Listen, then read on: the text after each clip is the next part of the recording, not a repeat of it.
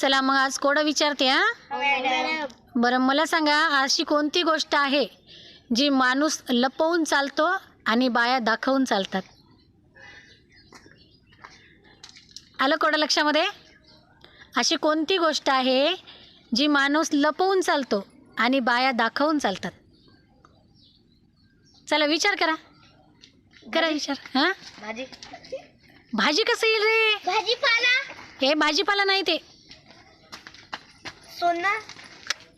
विचार करा ना, माणसं काय लपवतात